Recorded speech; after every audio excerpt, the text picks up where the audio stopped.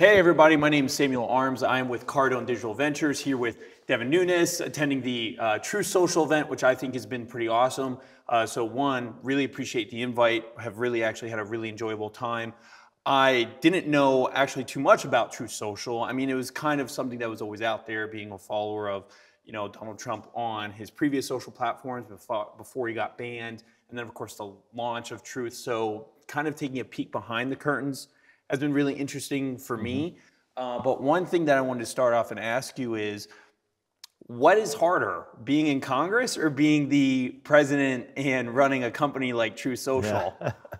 It's both very similar in many ways, because a lot of people say, oh, I left politics, but really, unfortunately, as you've kind of learned today, that this is a very unique company because not only do we have to build a business, we have to deal with kind of the games of Wall Street. Yeah. That's coupled with the politics, right? And that pushes down on everything else, right? Because we're owned by Donald Trump, he's running for president, and so you have a lot of people that obviously want to see us succeed, but also people that want to cause us problems.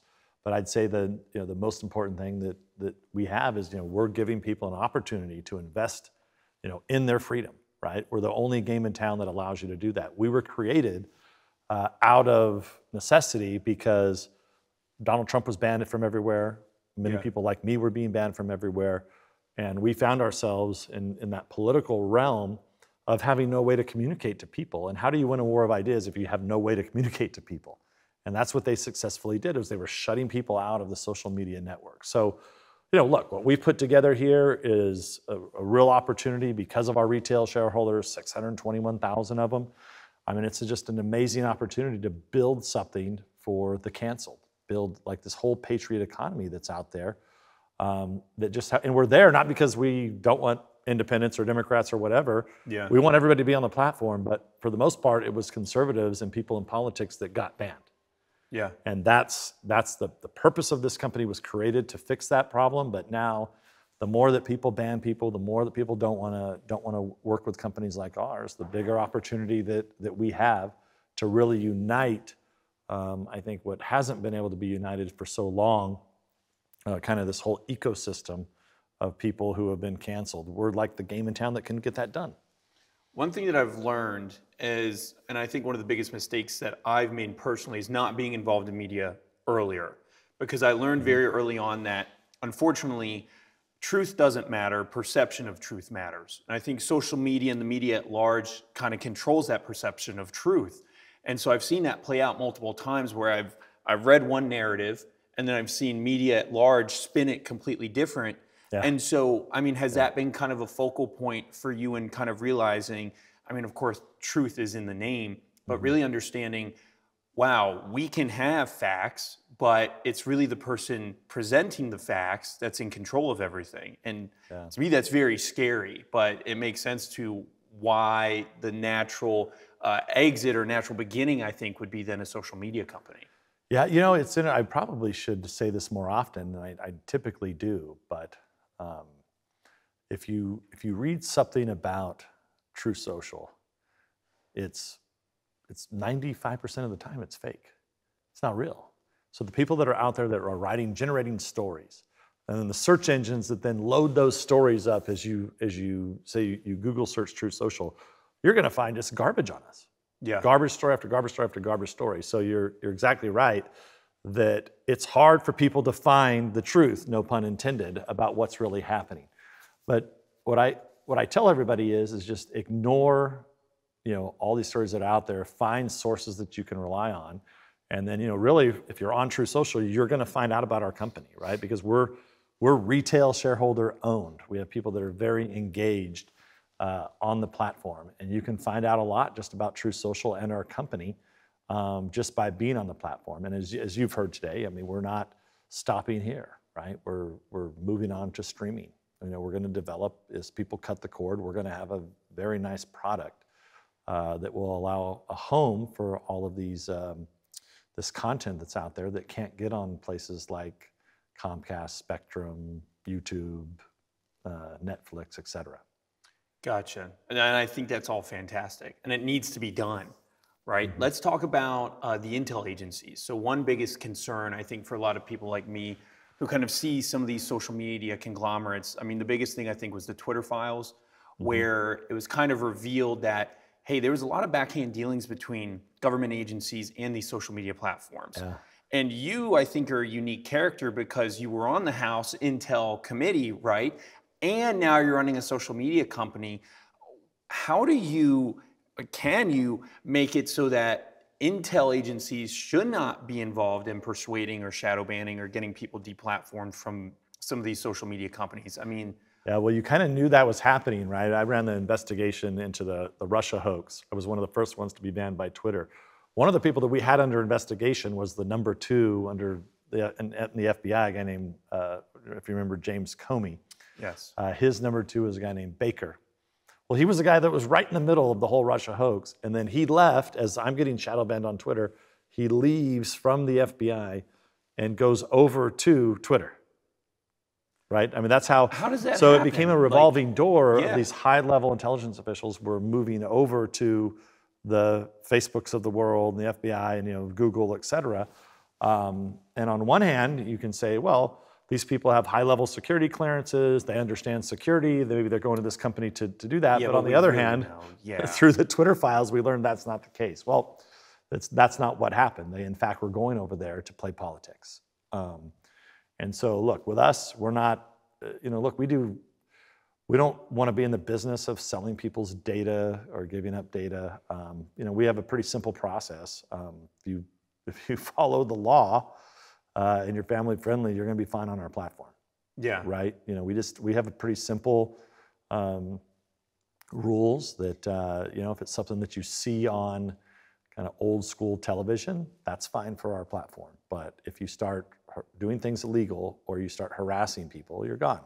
And that's why, look, I would argue, I mean, we have one of the cleanest sites that's out there. And it's really just, we have a moderation system. But the only way that we're going to be working with any type of intel agency would be if we had a subpoena, and by law we had to. Yeah. Let's talk about the TikTok ban. So I used to actually be for banning TikTok because I used to view it as a national security threat, and it probably still is. But now I'm actually on the flip side of I don't want it to be banned because of things like the Twitter files. It's kind of like the classic American conundrum where I'm given 2 terrible options, but I think the better option is having some social media platform like TikTok that has a good algorithm that gets me information that Google, YouTube, Facebook are all banning. So running a social media platform, being in the House Intel side, Vivek said, and I like what he said, we should be banning behaviors, not companies. Do you have any thoughts on any of that? Look, I think you're exactly right. It's a tough issue, right? I mean, because and as you admit, you've kind of you see both sides of it. Yeah. The danger here is you're picking your poison. Yeah. So, there's links to the Chinese Communist Party, right? Absolutely. With TikTok, big problem. But the same thing, we know that Facebook, Meta, gave over $400 million to go into supposedly helping people to vote. It just happened to go to these, into the Democratic counties where we had problems. So, and I think they sell our information to China. There was election interference right there with money from Meta, right, from Facebook. So yeah, I think you pick your poison. And look, that's why we're the alternative here. We're the alternative that's out there to this. People know that if they're on our platform, that it's a safe place to be. We're offering a safe place to use the internet, to use social media. That's our advantage over these other companies. I mean, look, for right now, for the foreseeable future, look, Facebook, I think it was kind of self-inflicted, but Facebook was, amazing platform. I don't even think that I would ever have been on, if Facebook wouldn't have jerked everybody around, I'd still probably be on Facebook. And I'd be happy being on Facebook. I liked it. I still like the platform, but I'm not on there anymore, And I think you're starting to see that the use of Facebook seems to me like it's only being used by people that are over maybe the age of 55. Correct. Yeah. And that's just anecdotal. And then Instagram has a big market, no question. And then TikTok, under the age of 25, it's dominating right now. Yeah. But it is dangerous because Just like they can insert at any given point, they can start to insert what they want into your feed. Correct. And that's what makes it so dangerous, because they could quickly turn, elections or anything else. If we have if people are too many people, if everybody's on TikTok, and then all of a sudden the Chinese Communist Party decides they want to do something, they'll be able to do it. Well, let's talk about where you see maybe Truth Social going 5 years from now. So one thing, I'm a big Twitter guy, or X guy, I should say now. And what I find interesting about what Elon's doing is, he's trying to compete with YouTube with long form content. They kind of they do Twitter Spaces now, which is kind of like this form of radio. But now I think his goal is to become also a transaction platform. And so he's talked about using Dogecoin, which is just, for those who don't know, just one of those cryptocurrencies, as like a way to transact. But I thought about this when you were talking about the Patriot economy, because Bitcoin, for example, is a form of money that you can't ban.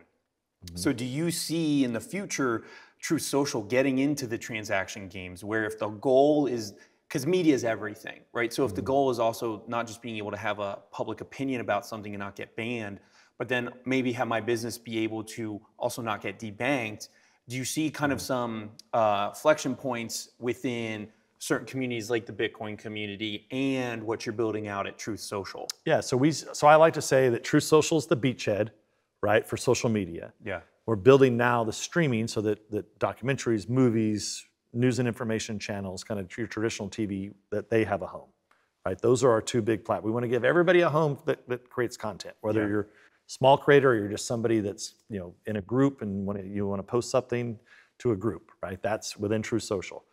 So we've basically built all that. We're in the process of launching the streaming now, right, over the next few months. What we don't yet know is where the other opportunities are going to lie. So right now we're looking at anything that we can build or acquire in that whole ecosystem. And it's interesting that when I say the entire ecosystem, right, to make sure that you're not going to be canceled and kicked off the internet some way, somehow. And you're exactly right. Like financial services is a major sector.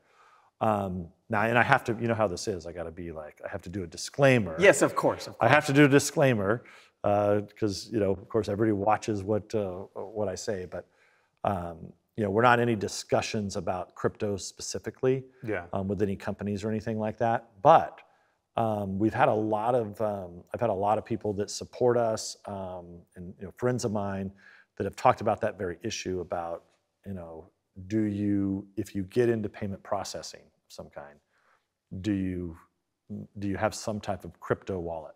Yeah. So it's something that we've discussed a lot, just hypothetically. But just to be clear, we're not building anything like that right now. But I think it's an interesting discussion point.